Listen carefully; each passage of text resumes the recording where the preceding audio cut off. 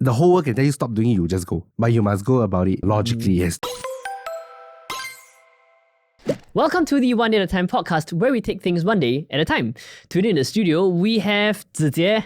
Hello. Hey, what's up? What's up, bro?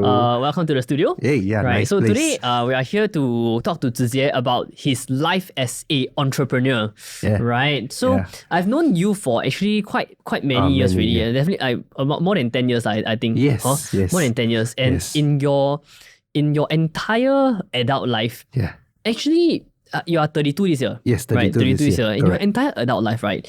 You have never actually had a full-time job.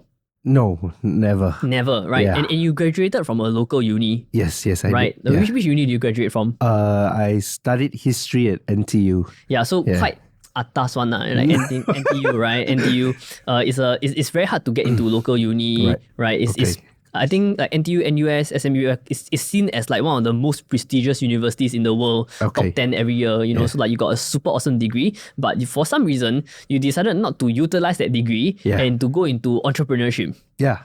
right? So when you were in your early 20s, you were already starting to do business and things like that, Yep. right? Can you actually share with us a little bit on like, actually, why didn't you go and look for a proper job like what most people usually do, and why did you choose to go into entrepreneurship?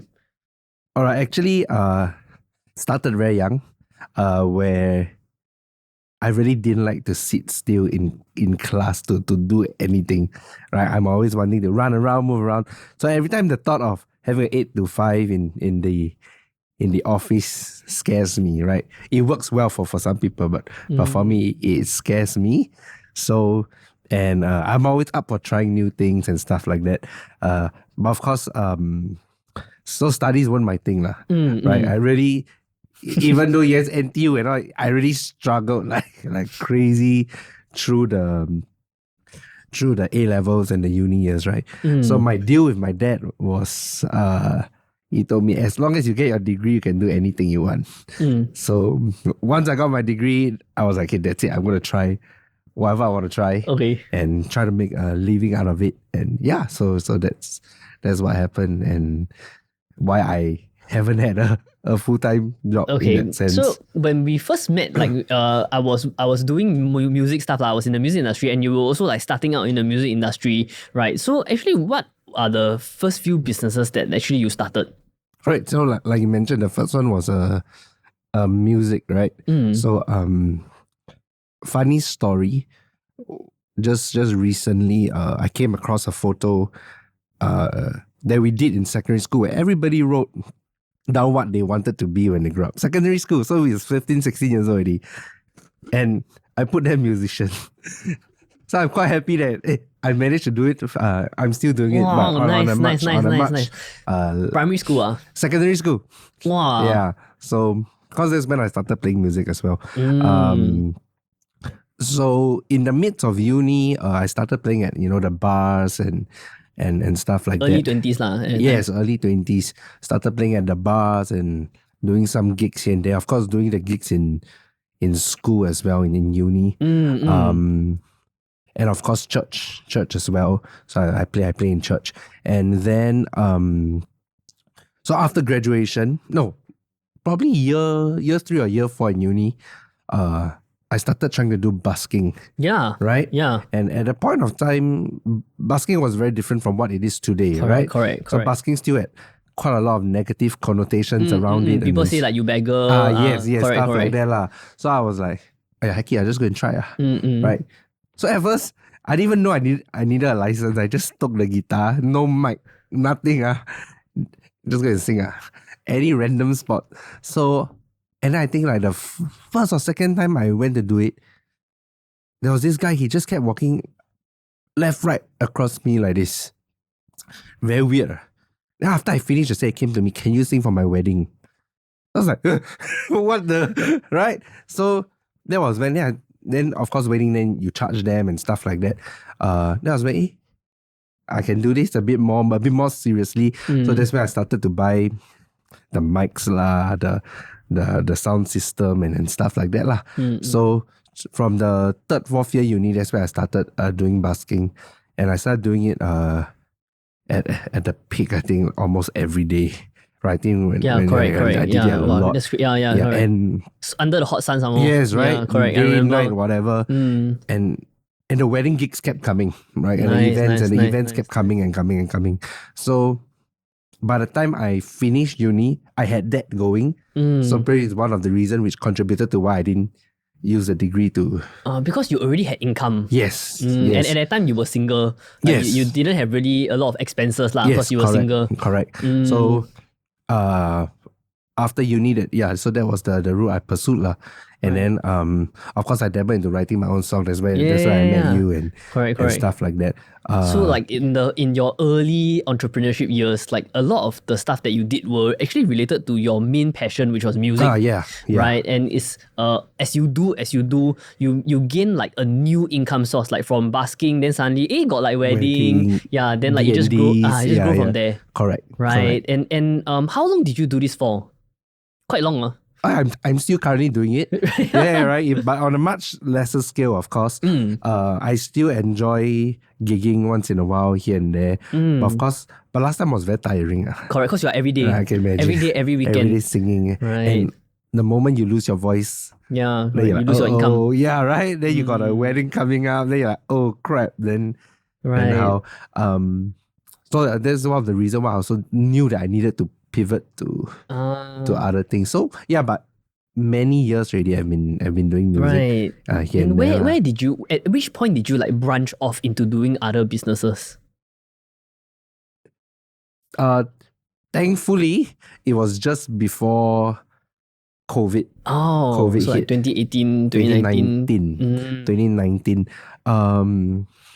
So to cut the long story short, basically at age of 28, I purchased a second-hand car, right?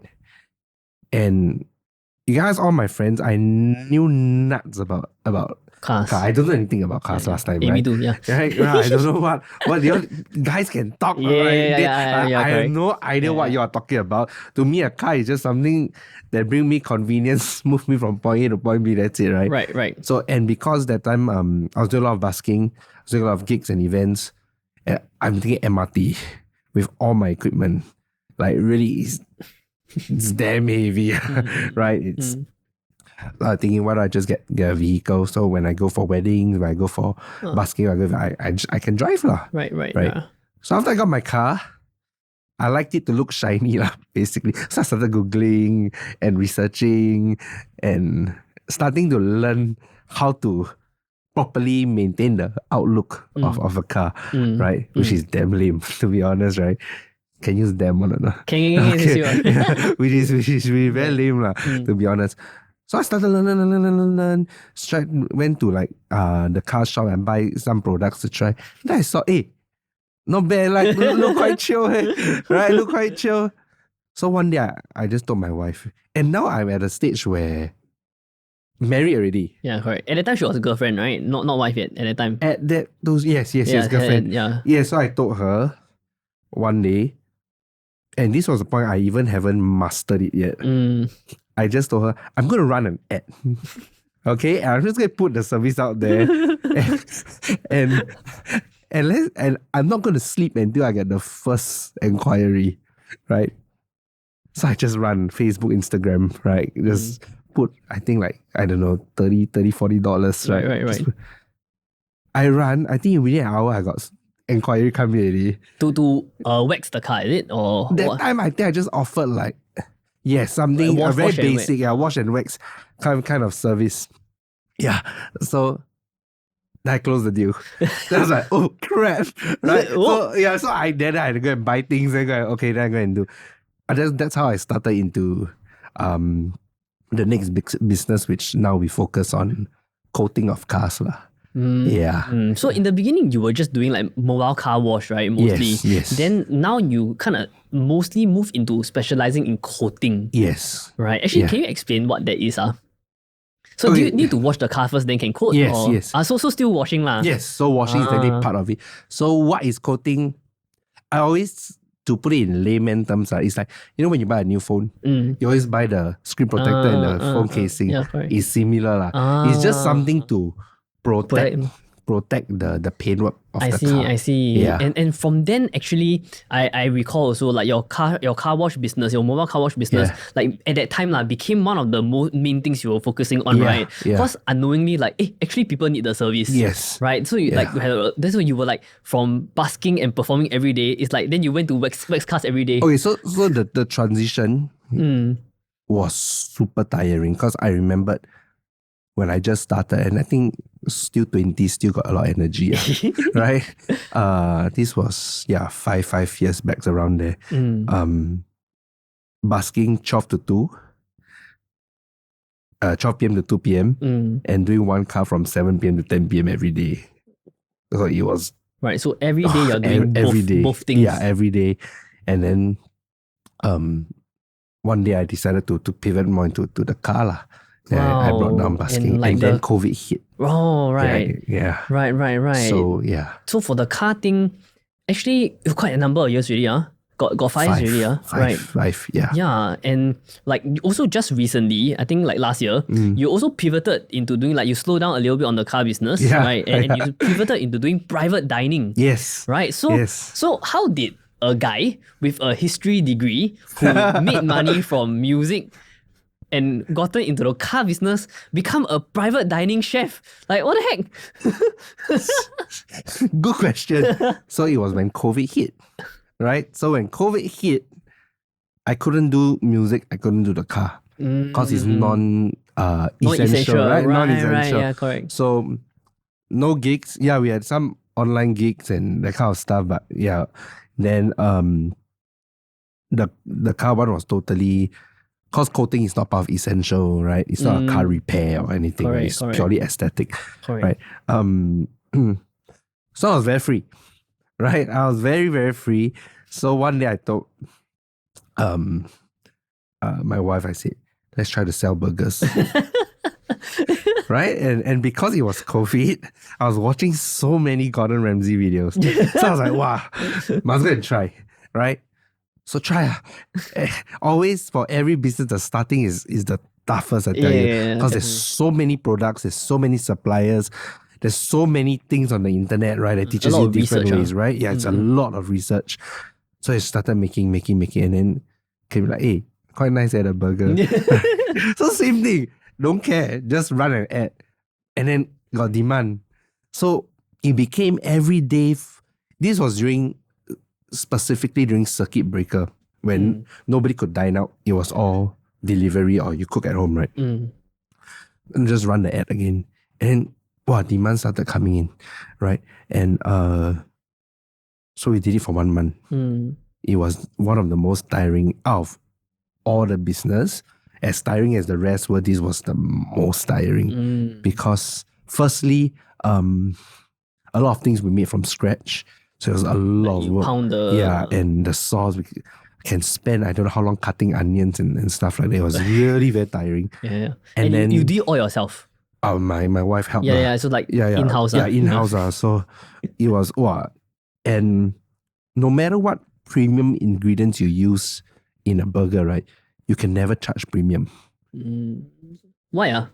Nobody's going to pay $50 for a burger. Fair enough. Nobody, right? Right. The max somebody will pay will be probably max 18, right? Or if you got name, okay, you can hit the 20-something. I got no name that I'm from a home, right?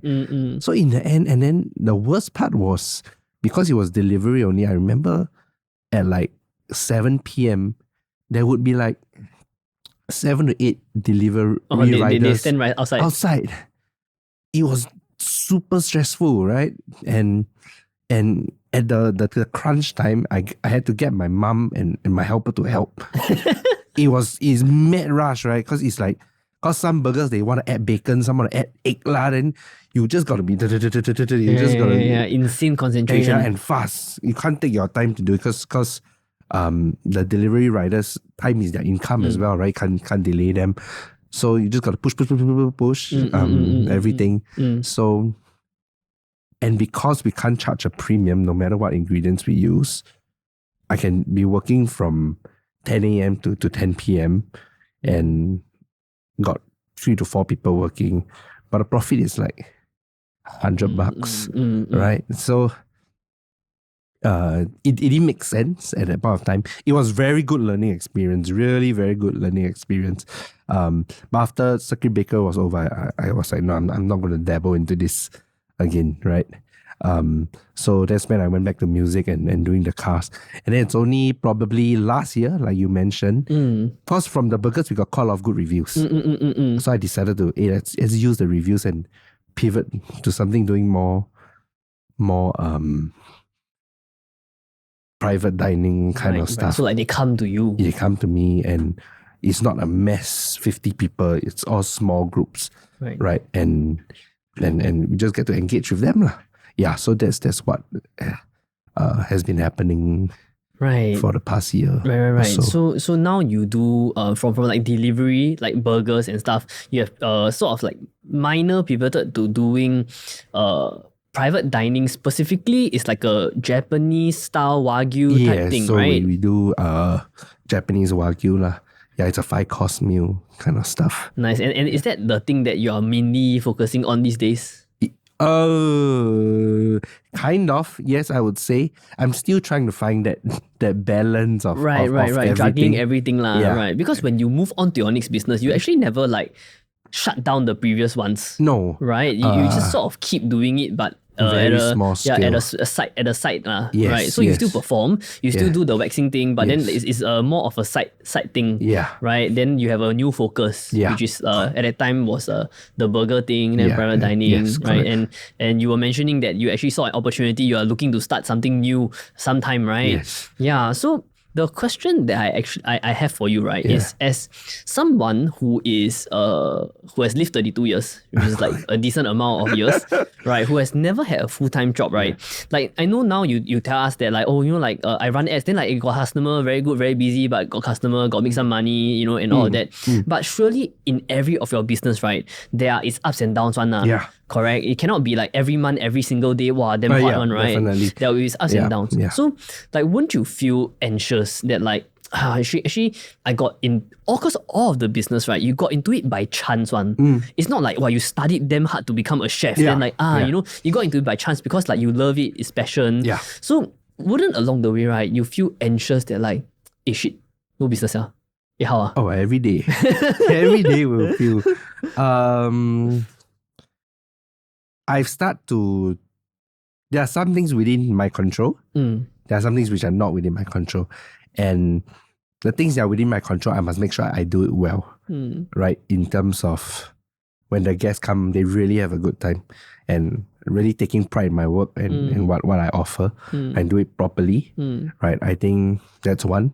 And naturally, when you do that well, they will give you good reviews online. Right. And the part where is out of my control is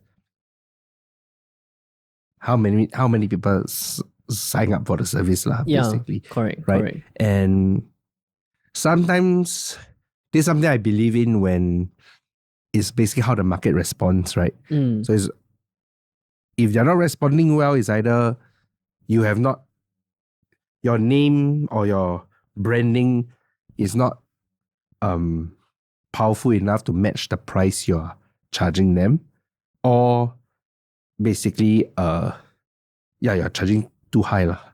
So you just have to find the reason why people are not coming, right?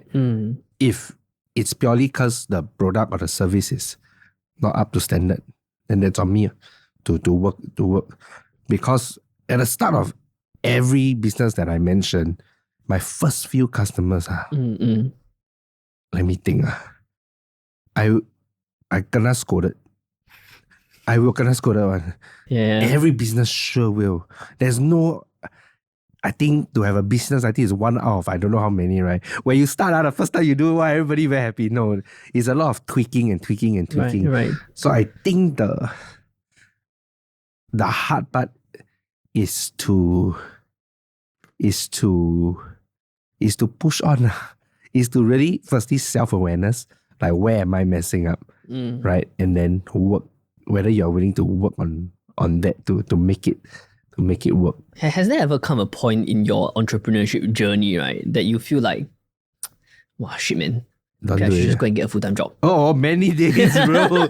yes. Because many times. Yeah, because like a lot of your businesses, right? Like a lot of like what I do also is like it started because you have a passion towards something, right? But as the boomers like to say, which is true, passion cannot feed you. Yeah. I mean, we have been very lucky that somehow, by some miracle, it has fed us for many years, right? But it's the fact, Yes. Passion cannot feed you, right? So there are some days it's like, maybe I should go get a full-time job. Yeah. Right? So how do you deal with that?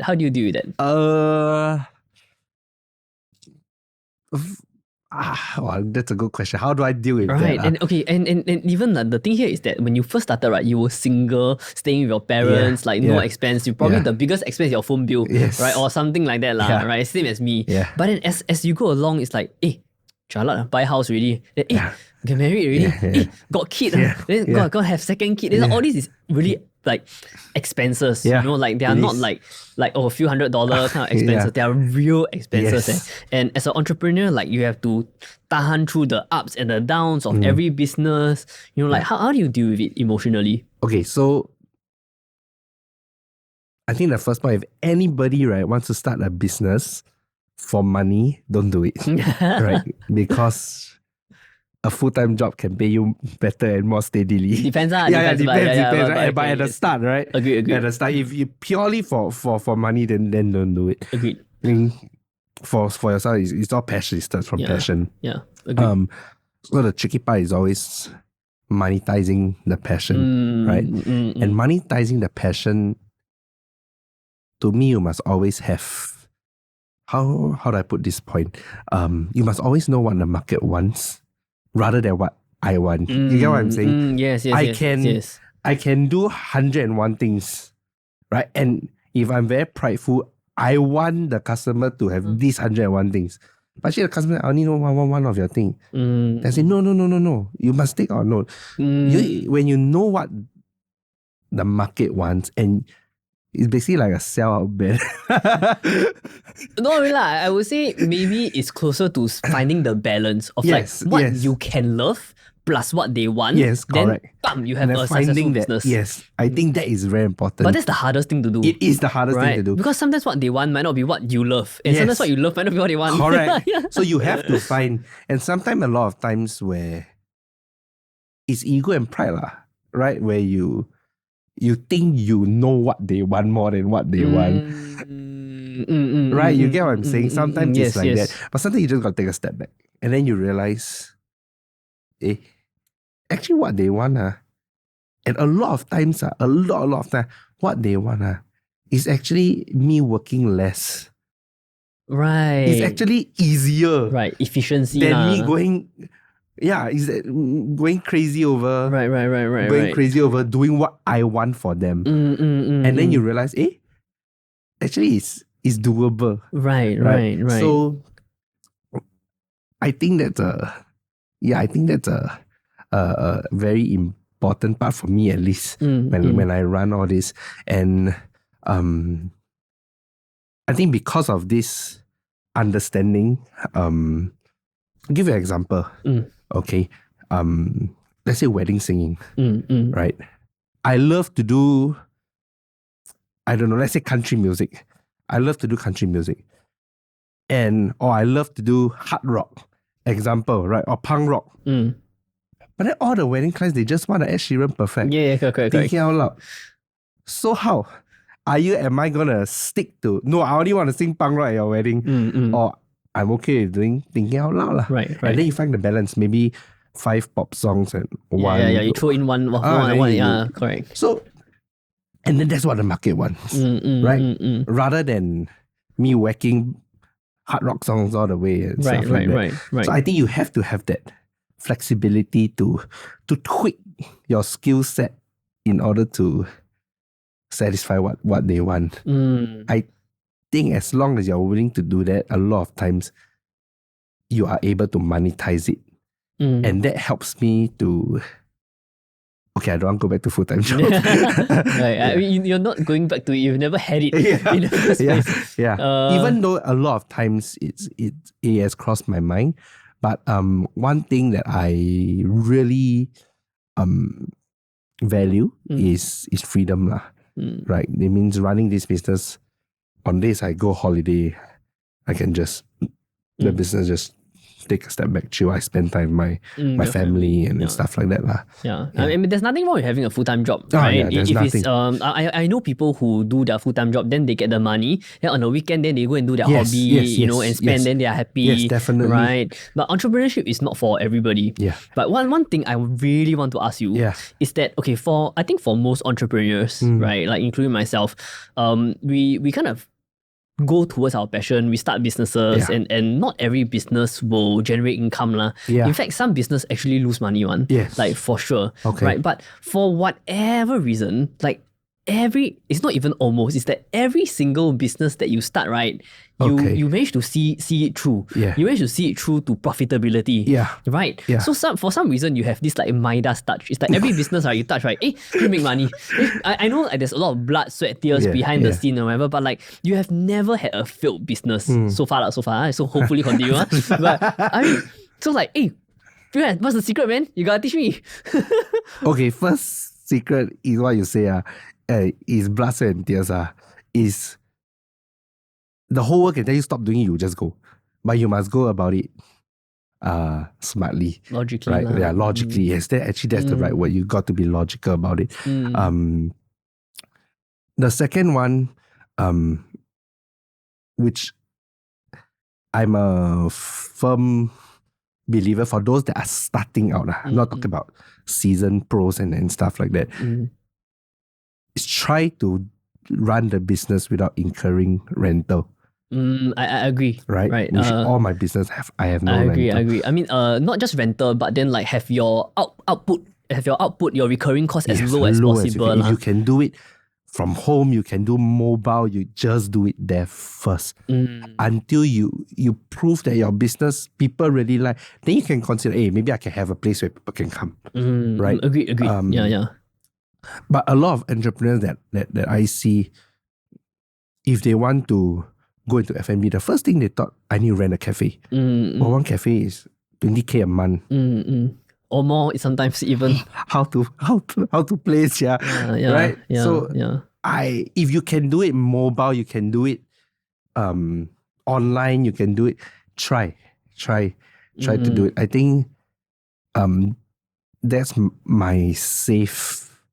Right, yeah, and that has always been your model. Right? Yes, you have always been a solopreneur. Right, just like even with your mobile car waxing business, you only started to hire staff when you had enough demand. Yes, right. Yes. Like you always solo. Even your Padre Grill, like your private dining, you always like did it yourself.